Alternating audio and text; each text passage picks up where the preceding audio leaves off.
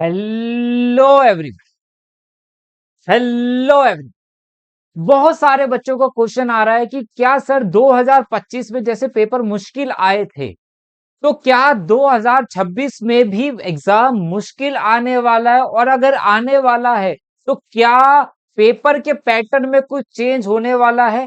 ऐसा क्या हो रहा है कि पिछले 2-3 साल से पेपर लगातार टफ होते जा रहे हैं। यहाँ इस वीडियो में मैं आपको प्रूफ के साथ बात करने वाला हूं कि किस तरीके का आपका पेपर आने वाला है। क्या वो इस साल इजी आएगा कि डिफिकल्ट होने वाला है, और क्या रीजन रहे कि पिछले 2-3 साल से पेपर टफ होते जा रहे हैं और ग्रेस मार्किंग भी उतनी नहीं मिल रही जितनी पहले मिलती थी।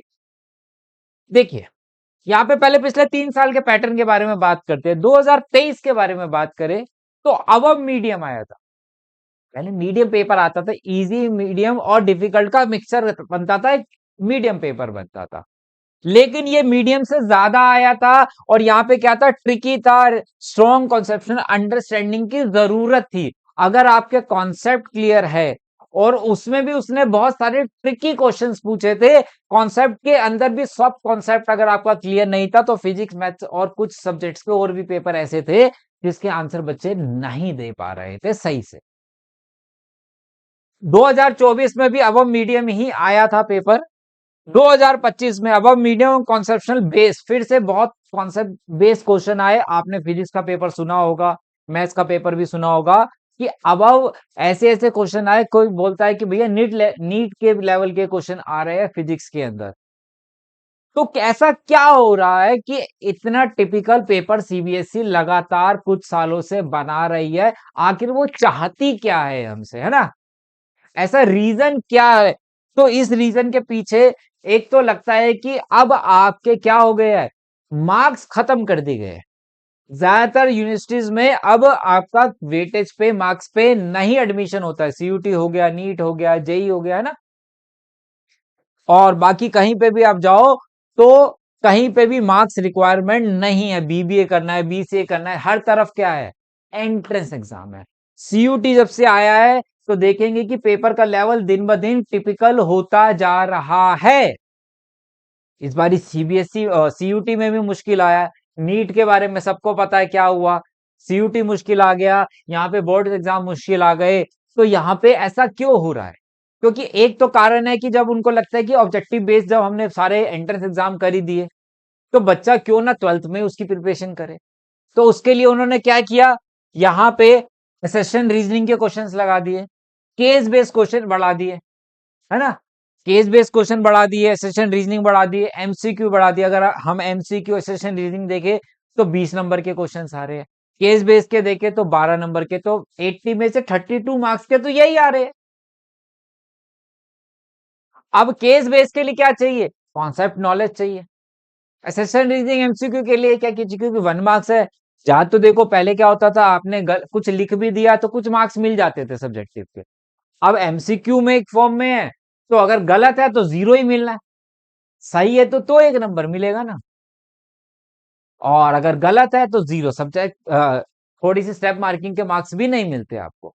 और एमसीक्यू जो आ रहे हैं डायरेक्ट नहीं मिलेगा, घुमा के आ रहे हैं, बहुत ज्यादा घुमा के आ रहे हैं। बिल्कुल कॉन्सेप्ट को पकड़ते हैं और उसको घुमाते हैं भाई।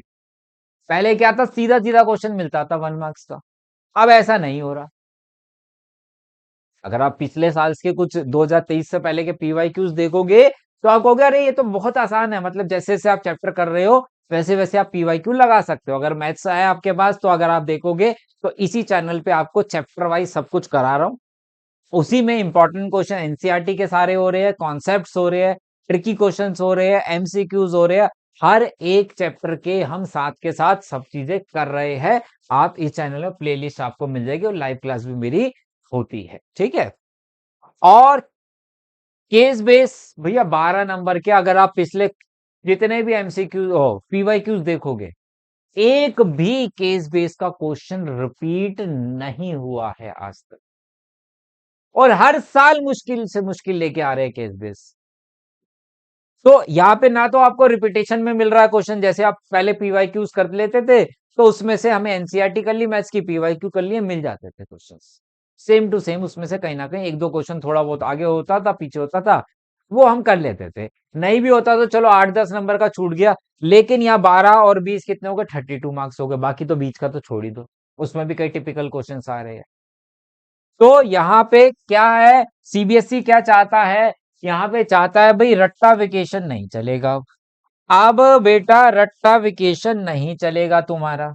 बहुत सारे बच्चे रट्टे मार लेते थे, क्वेश्चन रट्टे मार रहे हैं मैथ्स के, फिजिक्स में डेरिवेशंस रट्टे मार रहे हैं, अब डेरिवेशन आ ही नहीं रही, कर लो क्या करोगे। बेस पे क्वेश्चन आ रहे हैं, वो भी घुमा के आ रहे हैं बहुत। क्या चलेगा, ओनली कॉन्सेप्शनल नॉलेज होना आपके पास जरूरी है।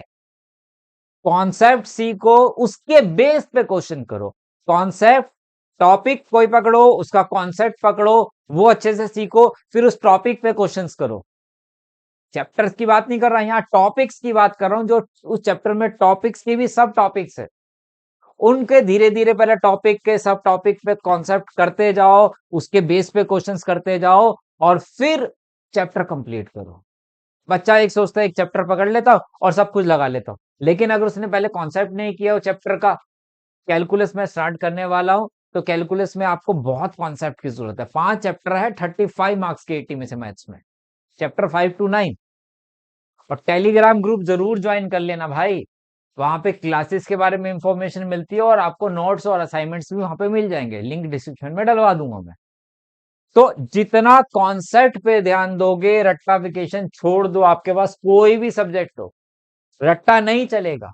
मैंने बोल दिया आपके पास इकोनॉमिक्स ही है, चाहे एग्जाम्पल दे रहा हूं, कोई भी सब्जेक्ट, तो अगर आपको उसकी नॉलेज नहीं है तो केस बेस नहीं बना सकते। बिजनेस स्टडी है, आपके पास केस बेस क्वेश्चन आ रहा है, आपको कॉन्सेप्ट की नॉलेज नहीं है, तो आप क्या आंसर दोगे। केस बना के दे रहा है, उसका आंसर देना है। एमसीक्यू में टिक करना है, कैसे टिक करोगे जब आपको नॉलेज नहीं है थ्योरी की। तो सिर्फ रट्टाफिकेशन या सिर्फ क्वेश्चंस करने से कुछ नहीं होने वाला। अभी सुन लो, पैटर्न आपके सामने है सारा, क्या क्या कब कब आया। तो सीयूटी का पेपर टफ आ गया, नीट का पेपर टफ आ गया, 12th का पेपर टफ आ गया, और 2026 में उम्मीद है कि इस बारी भी यही चीज फॉलो होने वाली है। उनको कोई फर्क नहीं पड़ता, क्योंकि उन्हें पता है अगर मार्क्स 90 नहीं आएंगे, 85 भी आ जाएंगे, कोई दिक्कत नहीं है। बच्चा एंट्रेंस एग्जाम के लिए जाएगा ना, आपके मार्क्स कम हो रहे हैं, उन्हें कोई फर्क नहीं पड़ रहा है, लेकिन आपको पेरेंट्स को जवाब देना है, पेरेंट्स को आगे समाज में जवाब देना है, और आप होशियार हो। और बहुत सारे बच्चे सोचेंगे क्या अभी पढ़ के हम मार्क्स ला सकते हैं, बिल्कुल ला सकते हो। सब कुछ कराया जा रहा है इस चैनल पे, अगर इस चैनल पे आप एक्टिव हो तो सब कुछ आपको कराया जा रहा है, वो भी फ्री ऑफ कॉस्ट। तो चैनल को सब्सक्राइब कर लेना, और कोई भी डाउट मन में हो तो मेरे से कमेंट बॉक्स में पूछ लेना, ठीक है। चलिए मिलते हैं बेटा नेक्स्ट वीडियो में, बाय बाय।